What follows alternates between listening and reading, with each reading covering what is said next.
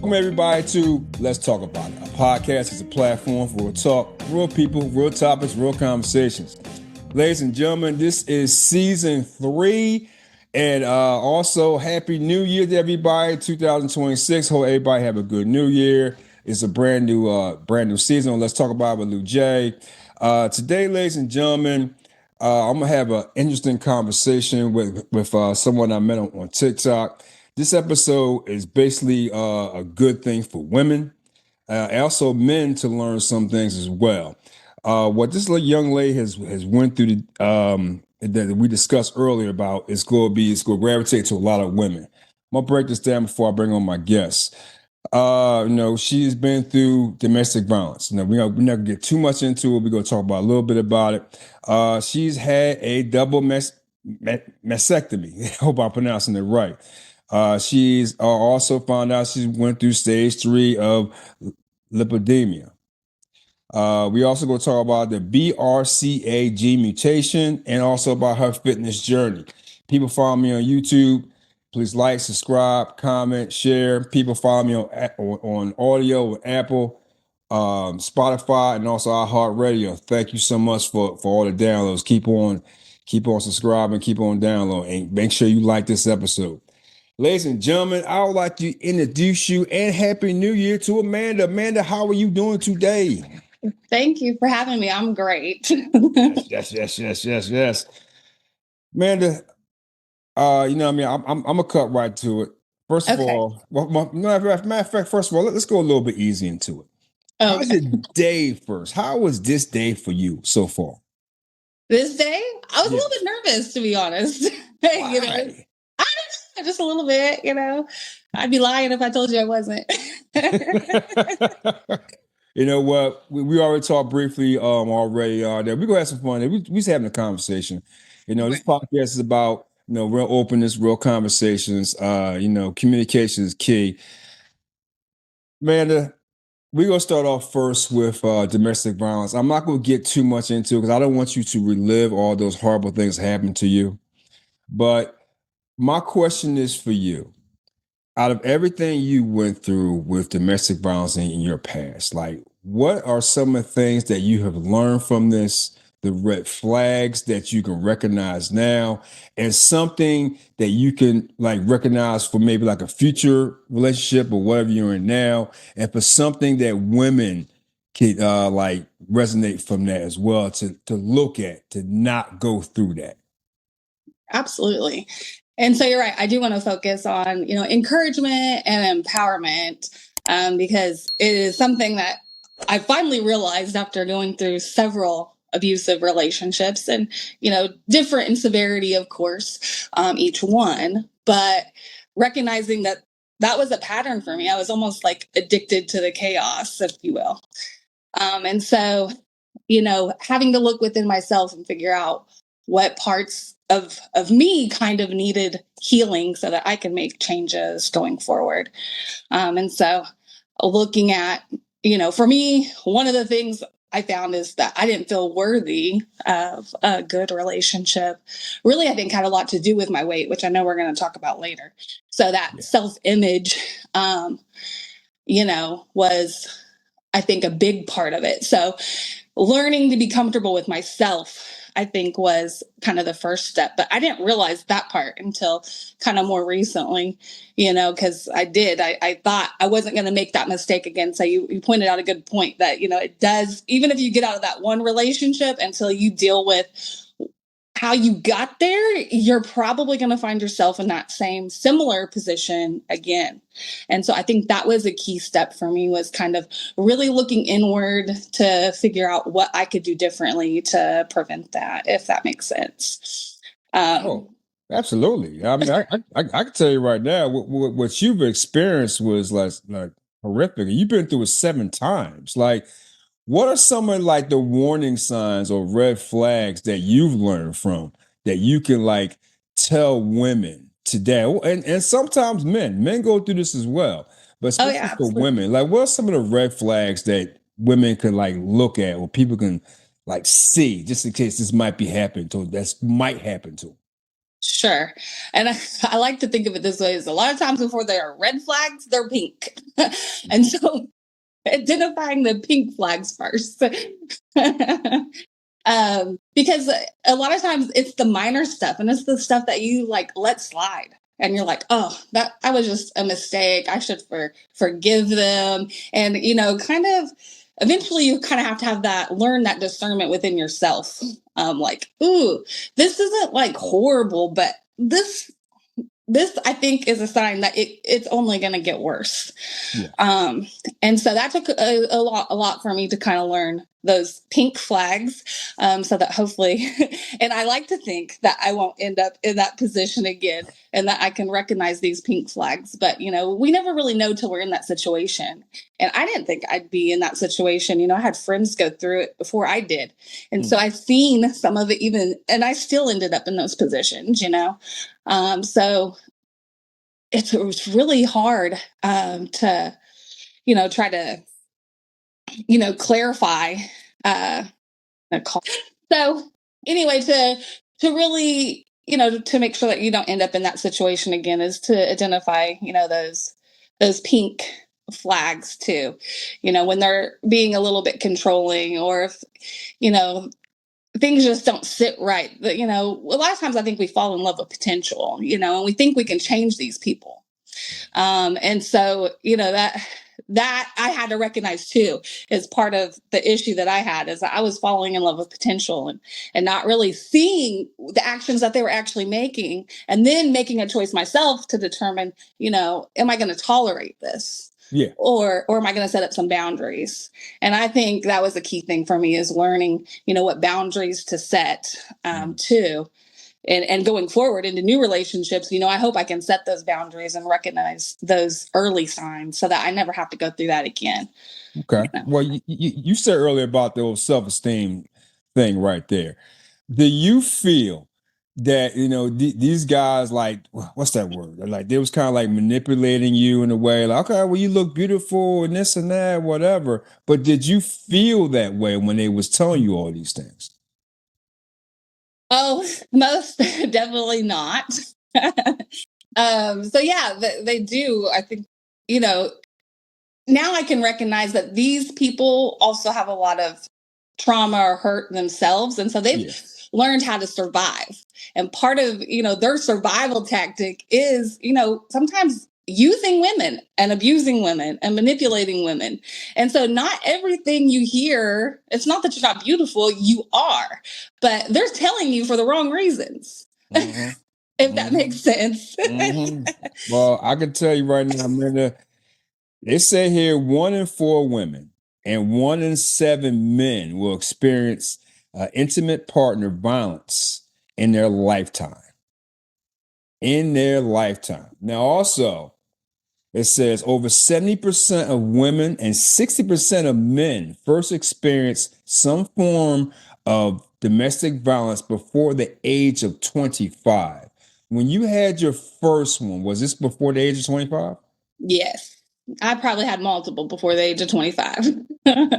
Wow, Yeah. wow, that is crazy. So your last message to people, right? But before we move on here, like what's one message you can give, your last message to women, to, like, kind of like look for this and not go for this, or maybe someone who's going through it now. Like, what will be your message to them? Sure. I just, would tell them that there is a way out, and it's scary when you're trying to get out, because that's usually when sometimes the most violent things occur. And I was lucky enough to have a really good support system, and I understand it may be harder if people don't. There are some resources sometimes out there. It just kind of depends on how well those resources are out there for women as well. But to get out as safely as you can, and it's not usually a single event, like, it's a process. You kind of sometimes have to mentally prepare yourself, or you're almost like numb to get there. But that you deserve so much more. And I they show you a will, like when you're in therapy, it's a power and control will, but I'd never been shown until I went to therapy some time ago this other wheel, which is basically like a healthy relationship wheel, and the characteristics of those kind of people, but realizing that those people, there's trust, there's communication, there's equality in that relationship, and they're more of a partner. So really kind of understanding that there are better relationships out there, and doing what you can in the most safest way to get out of a relationship like that, if you have the support system to do it. I saw something the other day that really stuck with me, and it said, one day you're going to meet a man who's going to be too nice, and I hope you understand that that you deserve that. Yes. And so I think sometimes that we don't think that we deserve those things, being doted on, and being loved, like truly loved, and having communication, especially if we're used to all those other things, and we do deserve that. You know what?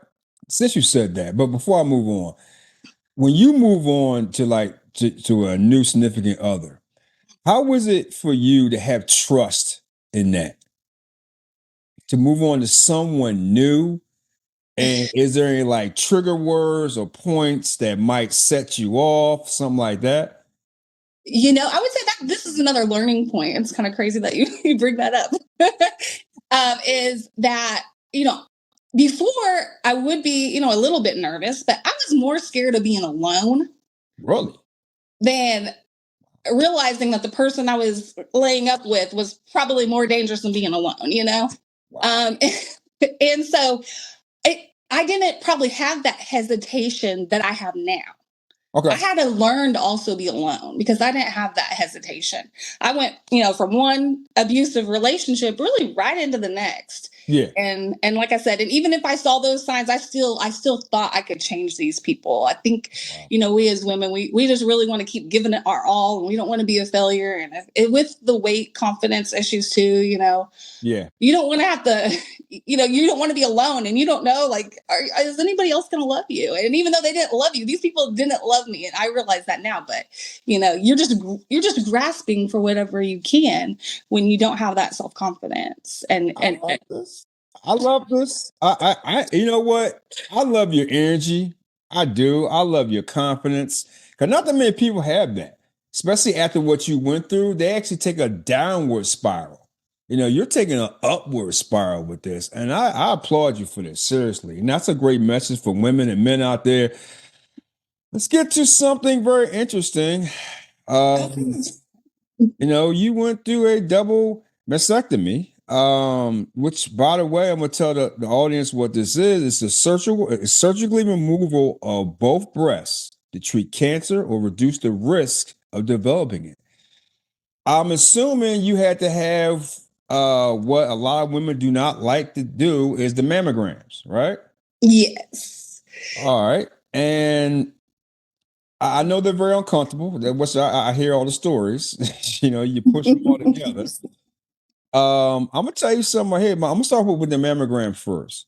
Okay. 2024, 76.5 women from 50 to 74, and 59.1% ages from 40 to 49 has had mammograms.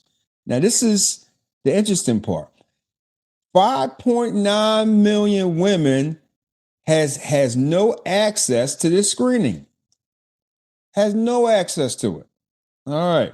I just want to put that out there for women out there. And then also it's important to get your mammograms done. I'm assuming, so walk me through when you had your mammogram appointment. I'm assuming that this is where you got your news. Am I correct? Not necessarily, because my double mastectomy was done as a preventative measure. So I never had cancer. I was lucky in that sense. All right. I have a long family history of cancer.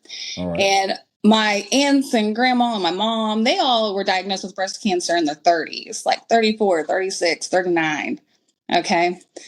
And so my aunt, I guess it was back like in the early 2000s, she had some type of genetic testing done and realized that she carries this BRCA1 gene. Yes. And then, she encouraged the rest of my family to get tested and to find out my grandma and, she has 6 children, all but one, even the boys in the family carry the BRCA1 gene. And so I knew early on, that I was going to need to probably get tested one day for the gene, and that I had to start those mammograms earlier than probably most. I can't remember exactly what age, but I want to say I did it probably starting at 25, maybe earlier, on that. So, yeah, I mean, they're not comfortable, but they're not too painful. That was the easy part. The scary part is that those mammograms, like because of me carrying that gene, they didn't just do the mammogram because, they were worried about not catching something on a mammogram. So I actually also had to go do, I want to say it's like a CT scan, go through, and they did like where they put contrast in. And so what I would have to do is I'd have to do a mammogram and then the CT scan like every 6 months. So every 6 months I was being monitored to see if there was any signs of cancer. And then I went and did the genetic testing, found out, I have the gene. And then that's the reason why I ended up doing the double mastectomy, because I had the gene, not necessarily cancer. So when you found out you had the gene and they told you had to have not one, but both breasts removed, what was going through your mind at that time? I mean, I was kind of prepared just because from early on, I knew that my mom carried that. And so, but for a lot of years, I worried. I had this worry, like, do I have the gene? Am I going to have breast cancer? So definitely when I found out I had the gene, I was not looking forward. I'm scared of a lot of things, surgery being one of those. Mm-hmm. I'm not one that's going to jump on, taking charge of my health, but I'm thankful to my mom for, really staying on top of me and encouraging me to do that. Okay. So because the surgery, all right, the day of the surgery, I assume you remember the whole thing of the day of the surgery. Mm-hmm. How? Because I'm trying to figure out how to ask this question. Oh, okay. You were born, you grew up, you had both breasts, but when you woke up, you didn't. Is that correct? Right? Yeah, that's correct. Okay. So how was that mentally in your brain? I mean, it's hard, and it's hard now too, because even though I had the reconstruction, it's a botched reconstruction job. It's horrible. It's not like I thought by getting ahead of it, I would have something at least that would resemble normalcy for me, and it doesn't. So yeah, I mean, it was difficult, but I think at that time I still had hope that I was going to have something that looked pretty close to what I had before. Okay. And so I would say at that time I wasn't extremely worried. I was just, glad I'd made it through it. That tells you anything. I was just, So let me ask a question. Right. So when you're talking to the doctor before you had the surgery, I assume I'm just asking you, did they tell you, okay, we're going to remove the breast, and then how long did it take? How long did he say that they was going to give you like new breasts? I guess in a way, like implants or whatever. Go through a process. So when they did the initial surgery, they also put expanders in, and so because I was they say to get the best look, you need to put them under your muscle. Okay. And so your muscle's so tight that they got to put expanders in there, and then you get it pumped up with fluid to basically allow, the implant later to go under your muscle. And so it was a process. It wasn't something. So I got the expanders in, and then once I healed, okay, which I had complications. So I had to go in for a second surgery like 2 weeks later. Some skin necrosis type stuff was going on. So once everything was healed properly, they could fill it up with, I don't know if it's saline or whatever to pump it up. Yeah. And so that took a few months as they did that. So in March, I had the surgery. And then in August, they were able to switch out the expanders for the true implant. Okay. All right. in August. So if that kind of gives you a timeline of how long that process took that year. So from March to April, could you see is it like visible? Because at that time for me, there really wasn't anything in there. There was just like a few liters, I guess, of saline. There really wasn't anything there. It was pretty bare. Okay, so when you right, because I know, like, because I know I got two people that's want to know the answer to this question. Okay. When you all right, when you went through the surgery, when you looked at yourself for the first time in the mirror, how was you feeling about yourself? Because you already went through self-confidence issues before when in past relationships. How was you at that time when you looked at yourself? Yeah, I mean, to me, I kind of did think like, man, I already feel like I'm fat and overweight, and now I don't even got boobs. I mean, to be honest with you, that is kind of what went through my mind. But at the time, I'm still hopeful at that time. Yeah, yeah, exactly. So I love that. Ladies and gentlemen, since 2005, there has been over 600,000 of these surgeries, double 600,000 since 2005. I did not know that. That is crazy. All right. A lot of people have been asking me, about 7 people, I told you earlier. I had to research this because I did not know anything about this. So it says the surgery takes up to 7 hours. Is that correctly? You went through that? I would say it could. I think mine took 5. That Okay. I was under around 5 hours, and then I had to stay overnight, one night. That's what it said. The hospital stay averages from 1 to 3 days. Recovery for, it says, for a few weeks to a couple of months, depending on how well the surgery goes. And they also said there's side effects, pain, tightness, and permanent scars. Do you have any of that or no? Yeah, I've got definitely some permanent scars. Sometimes I think there's a lot of nerve damage, especially when you first have it done. You've got some weird like tings or what, I don't know how to describe it. But I would say like over time, it's not as bad. Okay. So before you got to the surgery, the other part of your surgery in August, did you have, now when you was going through it from March to August, did you feel like they still was there? But they wasn't? Did you still have that feeling of them? No, you're basically numb. Like I have no feeling there to this day. So you like lose all of that sensation. Yeah. All right. Now you say you had a botched surgery with this. Yeah. If you feel comfortable about it, like what was these implants or what were there? Because you said it was saline they gave you. Now, Yeah, or something. But yeah. Eventually I got the implants that I think they're called like gummy implants. I'm not an expert by any means, and hey, I don't know what's actually in there, but yeah. so they're supposed to be safer or whatnot, instead of whatever they used to put in there, I guess. Okay. But sorry, what was your question? So after the surgery did not come to where you expected it, like like what did you? I mean, how the way, if you can describe it, I don't know if you feel comfortable or not. What how can I say this? Because it's kind of like, because you're dealing with breasts here. Um, what made it not look successful to you? Okay, sorry. That's where we were going. Sometimes I lose my train of thought. Me too. So initially, even with the expanders in, I noticed they were lopsided.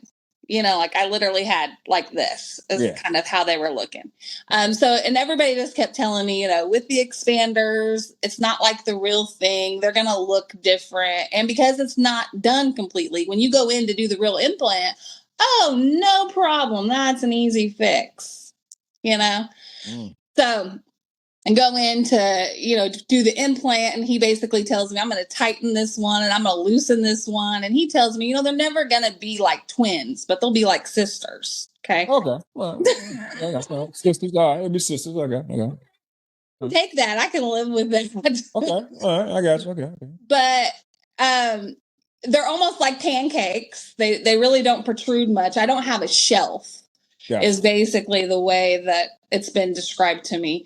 And when I tell people like I have a botched job, until they really see it, and some doctors have seen it, they're just like, you know what I mean? Their mouth drops. They cannot believe that he left me like that. Oh but yeah.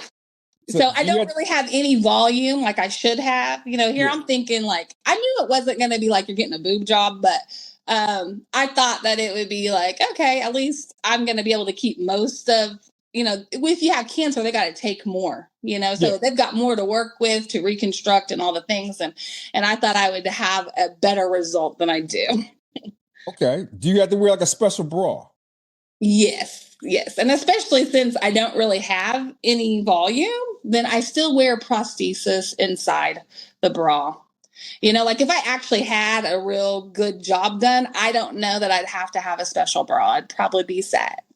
Okay. So what, it's kind of like a sports bra type of thing or something like that in that room? It's a normal bra with like little inserts on the inside that you can put a thing in. Yeah. So what, you buy regular bra or you buy a specialty bra? Well, the good thing is, I mean, a lot of times insurance will help cover that. So I go to a kind of like a specialty store that sells those type of bras here. And my insurance usually helps with covering some of the costs anyway. Okay. Has many people, I'm not going to say many people close to you, have you felt comfortable enough to show them the results? Yes. Yes. All right. Yeah. Like I have some cousins that also did it, and their boob job looks much better. Okay. Now I'm going to ask you a question that you don't have to answer this question. How are you going to feel? I don't know if you're in a relationship now, but how are you going to feel, or how did you feel when you get into your next relationship?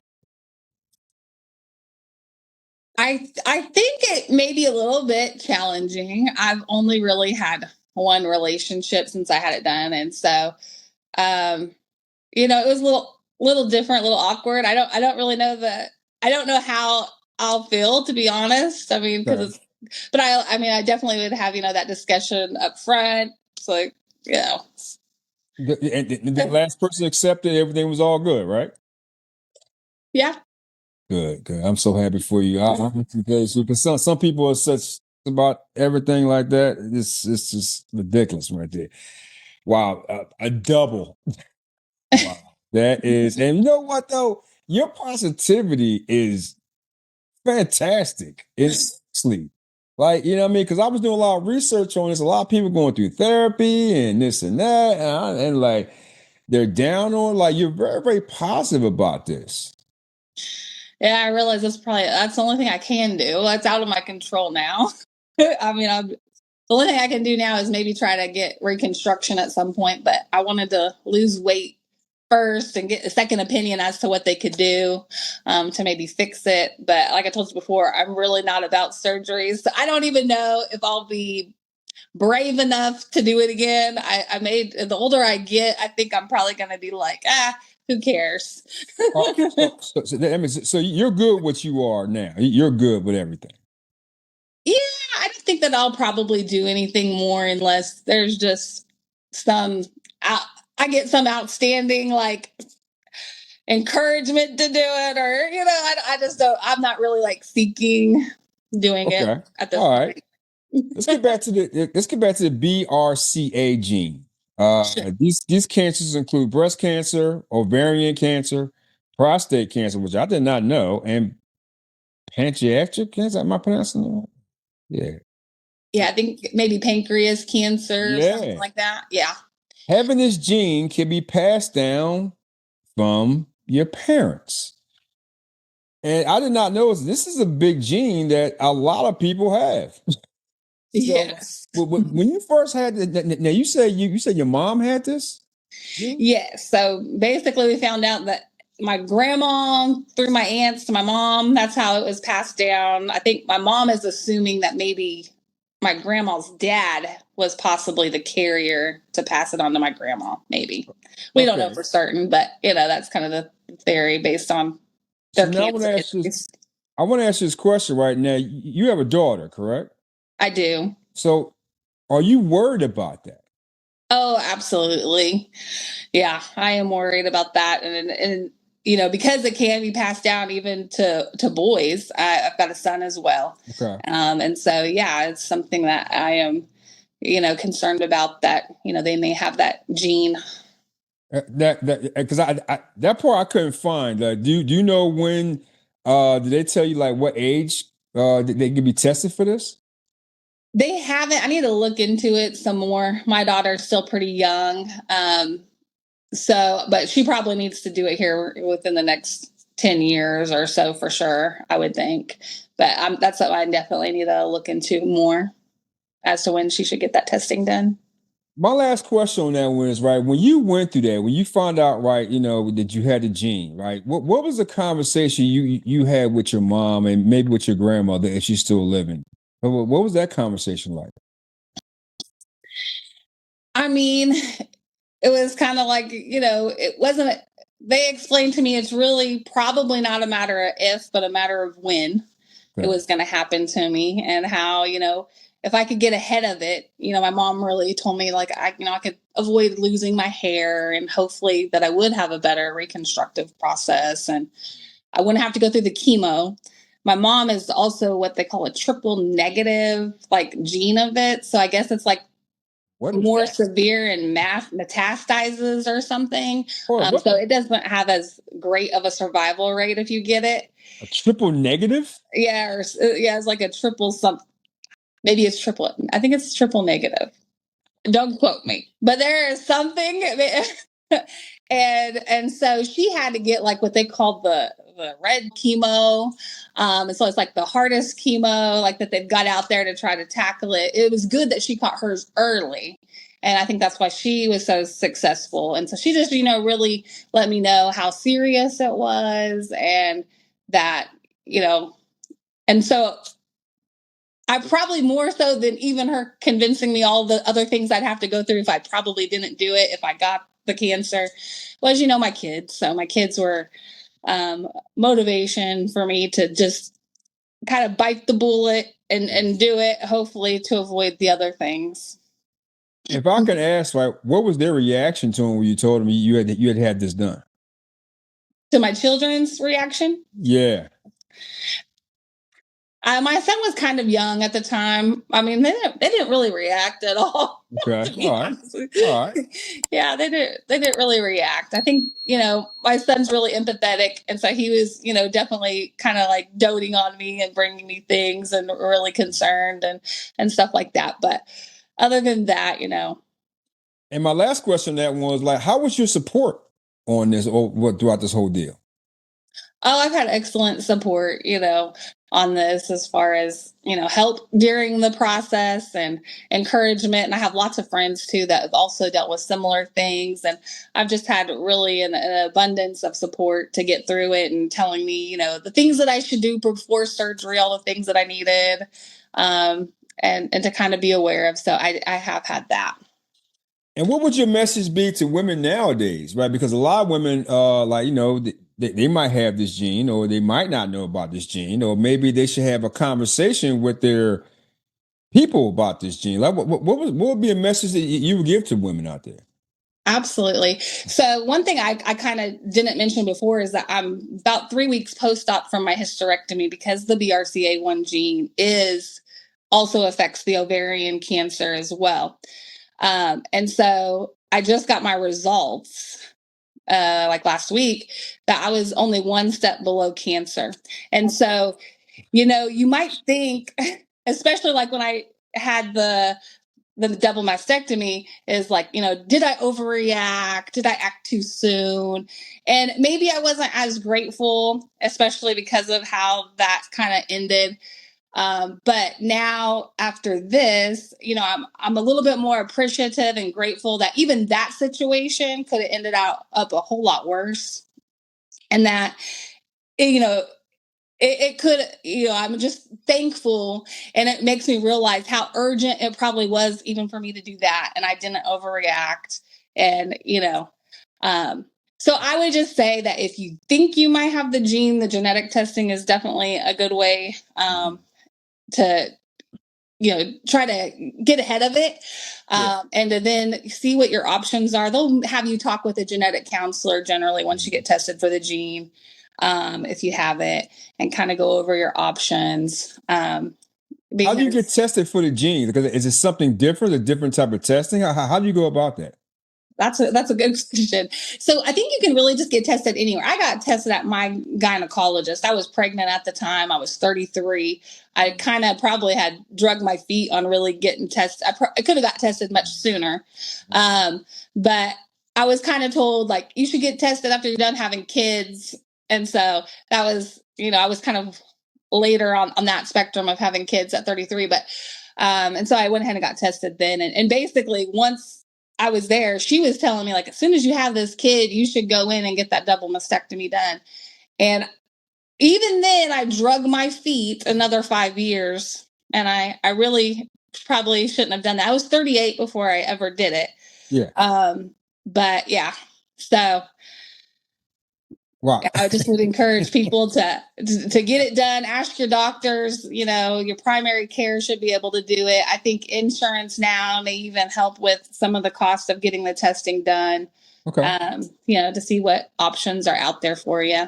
I can tell you right now, you know what, man, when I heard just when you told me about this actually brought up something I forgot about. I think I was in my 30s. My mother and my grandmother at the same time was going through breast cancer at the same time. It was amazing. Oh, wow. Right. And and I had to go visit both. Both had surgery. I had to go visit them both at the same time in the hospital. One was on one floor, one was on another floor. I don't know why. They had the same procedure on different floors. It was crazy. My mom got through it. My grandmother, she had one of her breasts removed. So I guess she had like the single one. Mm-hmm. And I didn't understand that part at that point in time, right? She was like, she said that she rather have it removed than go through the chemotherapy and stuff like that. She said, just take it. And right. It was like, wow. And she had to wear like a specialty bra, like, one padded or whatever. And it cost her a lot of money. This is back in the day. I don't know how insurance was back in the day, but it was like crazy. When I saw you, when you told me about yours, it reminded me of that. I forgot all about that. I was like, wow, that is crazy. And I started like researching this and that because a lot of women go through depression over that. It's like a high depression rate for these 600,000 surgeries. 47% of women has went through depression.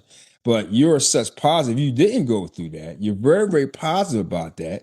And I think, when other women see this, maybe a woman that's going to go through in the future who's going through it now, they can sponge off your positivity. Thank you so much for like giving that positivity about this. I appreciate that. Seriously. Oh, absolutely. It's hard sometimes. It's not easy. But yeah, it's, I'm just thankful to be alive and not have to go through the other things. And so the people that, find it later and have to do that, I mean, they are so strong. I can't even imagine the things that the people have to go through that actually have the cancer and things like that. So I do consider myself lucky so far anyway. And really, that makes... Well, you're very strong because now you're going through something else now. This is... you've recently found out you have stage 3 how you pronounce it? Lipedema. Was it? Lipedema. Lipedema. It is a condition that is almost exclusively found in women, and it results in a large enlargement of both legs due to deposits of fat under the skin. That's what they said it is. Lipedema is estimated to affect up to 11% of women in the U.S., which is roughly, this 11% of women, roughly 17 million women in the United States. Oh my goodness. It's crazy because a lot of doctors I don't even think are really familiar with it or up. I mean, it wasn't a doctor that came to me and said, hey, I think you've got this. It was people on social media when I'm posting saying, hey, I think you've got this, that it encouraged me to try to find some resources to get a diagnosis. So break down what you went through and like explain to people exactly what you're going through. Sure. Well, I started my weight loss journey about 2 years ago, and I was working out a lot and I changed my diet a lot. And really, I didn't notice, I lost a little bit of weight, but I didn't notice a lot of change in my legs. But I also think I've got it really bad in my arms. And the arms isn't maybe as talked about as much when we talk about lipedema. Yeah. But my arms, I've always had a real big insecurity with them because, and I always try to always cover them before. And that's been something I've always been really insecure about, even from my teenage years. Yeah. But I never knew that it may just be this condition of lipedema where it doesn't respond to diet or exercise. And so, when a lot of people, you see something that might be bigger, you might think that they're just making all these unhealthy choices, but you don't realize, medical conditions that can impact that. And not to say that I've always had a great diet because I used to never work out, or anything like that either. But that hasn't helped my choice of habits, having this condition. And then even when I changed my habits, it really didn't drastically change my outcome, if that makes sense. Wow. So because you wrote me, you said you just found out, when did you find out? Only a few months ago, like August, September. Wow. Okay. So what is procedure or a treatment of what they do for it? Is you can't do anything for it? You can't? What's it about? I'm still learning a lot about it. I mean, really, I think it's managing foods that cause inflammation is what I hear. They recommend like keto or carnivore diet. Yeah. Also, I go in and get some manual lymphatic drainage, like massages, to kind of flush your system to get the inflammation and swelling out. As well as, they encourage like light impact exercises. Discouraged not to necessarily run or anything that's going to be high impact. They did say I could still like strength train and lift weights and stuff like that would be okay. But so you kind of, now it's like some things that I would do for exercise might actually have been counterproductive with my condition, like the running or high impact activity. So this leads me into the whole fitness part of it. But before I get into fitness, now you've been through a lot. So self-esteem, how do you feel about your self-esteem now? Because obviously it's not a big factor because you're into the fitness world. You're putting yourself on TikTok. You're showing your workouts, which I'm so proud of you. I'm so happy you do that. Like, walk me through that. What was that point where you said, okay, I'm going to show this. I'm going to go on social media, because social media can be such judgmental. Oh, yeah. They could just be, I think everybody has a love-hate with social media. Okay. Especially with body image. I mean, God knows. And people, whatever. What made you do that? And how was your self-esteem going into that? Good question. So I was already, putting myself out there on the internet years before I started the fitness journey. So I think that made it easier because I already had accepted my body basically as it was. Yeah. So it just became another part of my journey, showing that now I'm doing this fitness thing. And so that part wasn't so hard for me because I was used to the comments about my body already, before walking into the gym and things like that on social media. Okay. But really, I already had a gym membership actually, and I wasn't using it. And I went to this event, and my mom offered to pay for the first 3 months. And I was like, okay. But then I decided, you know what? I'm going to take her up on this and I'm really going to use it. And then I just continued it was a different atmosphere than the other gym. And I think I just embraced it. And because I was recording on TikTok too, like it gave me some accountability. It gave me encouragement. I have to thank all the supportive comments too that you would get online, because that really did also keep me motivated and keep pushing me forward in times where maybe, always before I'd give up about 2 weeks. You can do it for about 2 weeks and then okay, now my routine's over. Oh my goodness. I love this, girl. I love this. I'm seriously proud of you. You talking about you nervous, girl. You just flying through this, man. Your confidence and it's just unbelievable. I love that about you. But before I finish off the fitness one, right? How'd you feel? I understand, like, it's accountability. You hold yourself accountable by going to the gym. When you first went in, because a lot of people feel nervous the first time they go in. How was you when you first went in? Nervous because I didn't know how to use any of these machines or anything like that. So I was nervous, not so much about my body image, where I think a lot of people, when they first go in, maybe that's what they're nervous about. I was more nervous, like, I don't want to look silly trying to use this machine. I don't know how to use it. So it was helpful, though, that I was able to get like a trainer for a few times so that they showed me a few things. The way that this gym is laid out, I was able to get like on the treadmill or the elliptical, and I could actually watch people. So I did a lot of people watching. I turned to YouTube and started watching videos and TikToks and stuff. And so that helps kind of also guide me. And just the longer I was at it, the more I was able to kind of explore and learn on my own. And periodically I would get trainers if I wanted to learn something in particular. I love it. Well, the one is down because you would just zip right through. I love it because you were just like natural at this, girl. You should have your own podcast. I'll tell you that now. or do one little lives. You should do a lot of lives. Is that right? Well, I think it's so awkward. I try to talk like on my platforms, and I'm so awkward. I just hold the phone to my face and I'm like, hey. And my sister says I have this fake voice. So I hope I didn't have my fake voice out today or anything like that. And so I do think I like more of a natural flow. Oh yeah, you do. You're definitely a natural. I'll tell you that now. We talked a little bit earlier, right, when we first had our conversation about faith.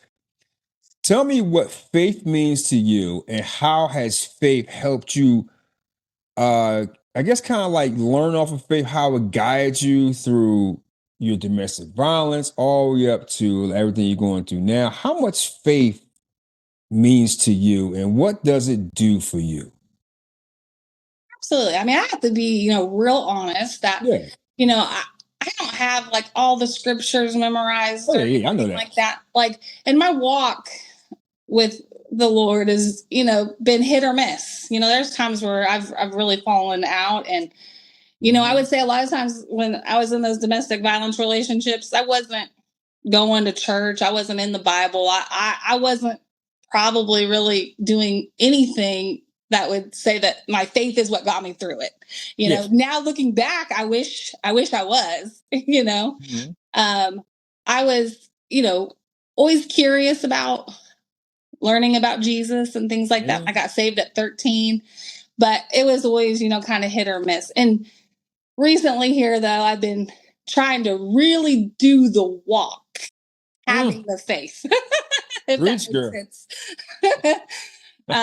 And so where before maybe I would make these generic prayers or I would go to him with the big things, now I'm trying to go to him even in the small things and just, really get into the word on a regular basis. I'm doing a Bible study with a few ladies. So I'm really, just, it's part of right now, self-improvement and growing and learning and getting better at having faith. Okay. If you will. Do you remember the moment when you said, I'm going to do this? I'm going to get more into faith? Do you remember that?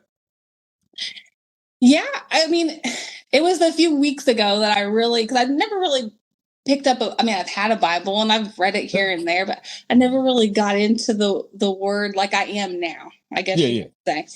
And so I was just really like, I don't really know what my purpose is, still trying to find what that purpose is for my life.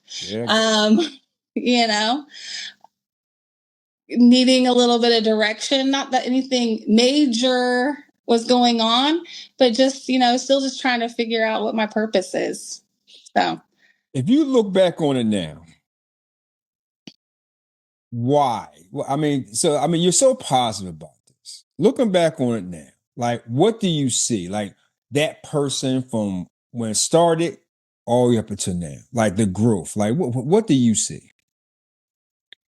I see a lot of growth in myself. I kind of think of it in decades, like in my 20s, I was a totally different person. I was that person that was afraid to be alone and would latch on to probably anybody almost. Really? You know what I mean? You seem like that type of person to me, though, but I guess it's different from your 20s to now. Right.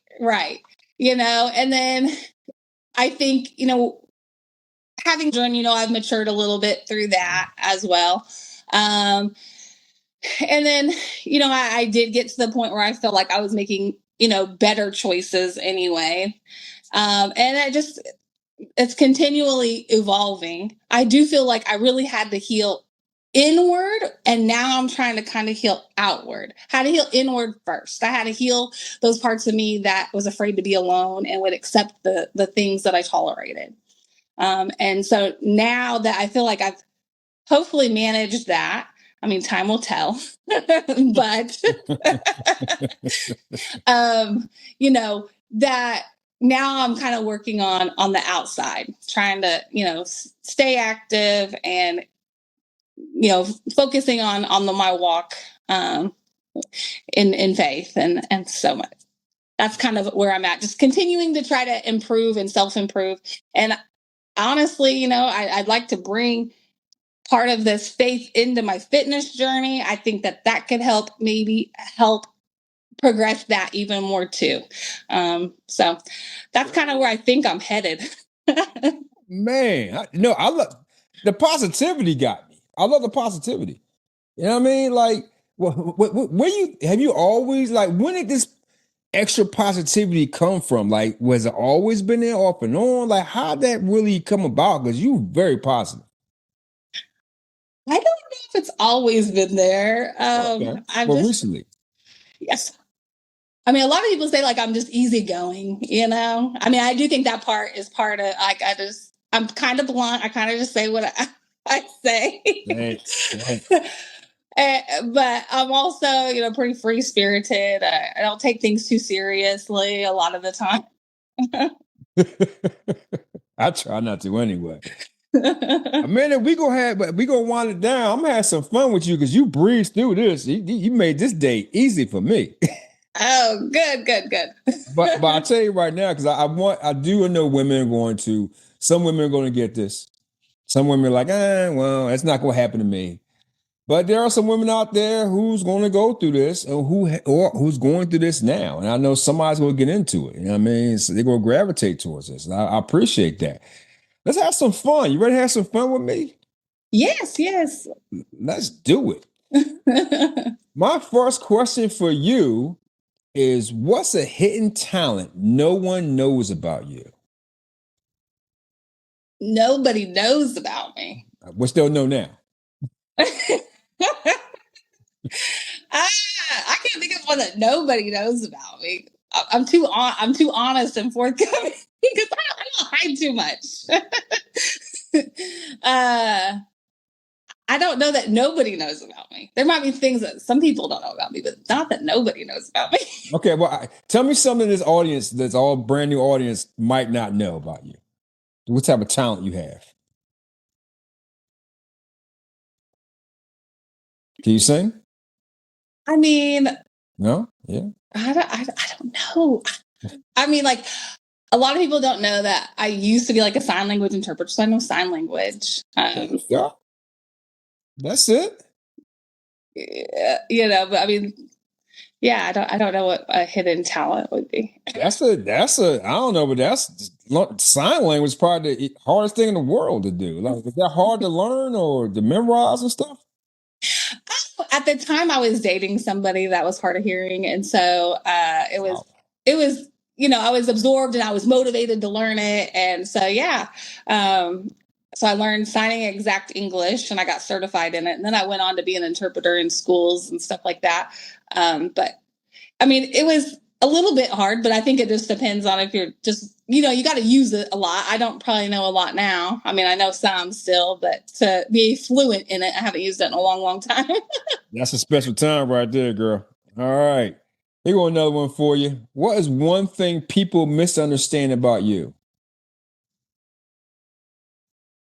You got tough ones. See? Ooh,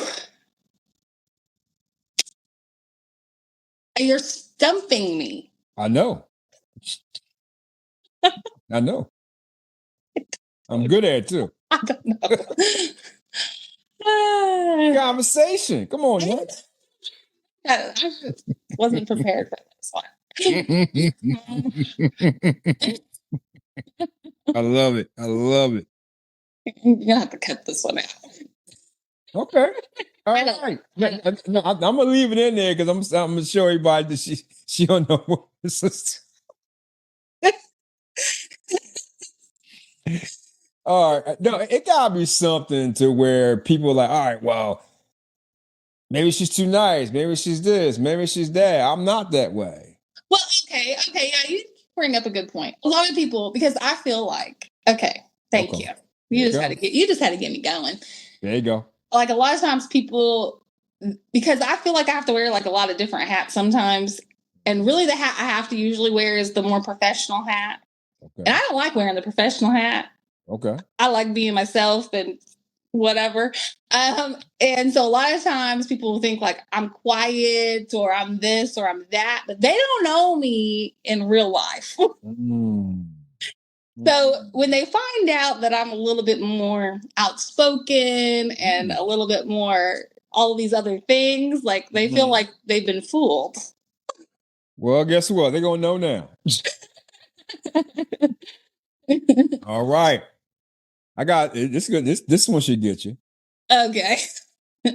If past you could see present you now, what would they say? That's a good one.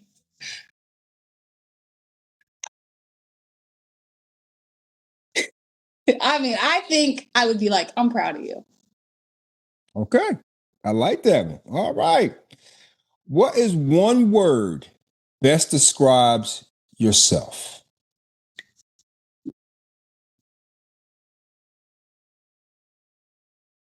Probably easy go lucky. I don't know. Just one word. Oh, goodness. I don't listen to the instructions. Yes, I know.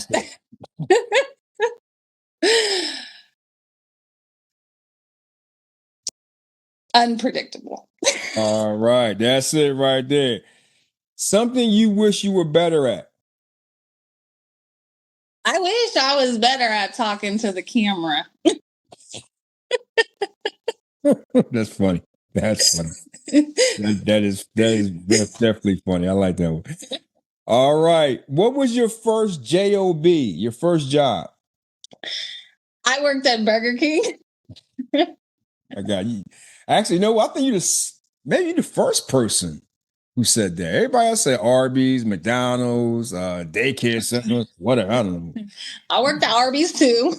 I got like 1,000 people working at Arby's for some reason. I worked at McDonald's, but either way. Last question, my dear. If you can ask your future self, let's say 5 years in the future self, one question, you only ask yourself one question, what would that question be? Do we get married? No. Do I find the love of my life? Do I have the happy ending? Oh, that's only one question. Sorry. Yeah, it's only one. You got like 1,000 there. I only asked for one. I mean, so which one is it?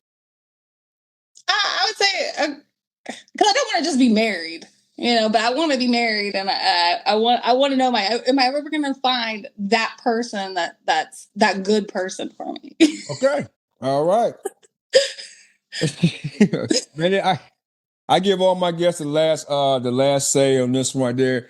Is there anything you want to say to the audience about everything you said today? Maybe that you can give a special message to them out of everything. One last message that can resonate to women or people in general. The floor is yours. You can take as much time as you want.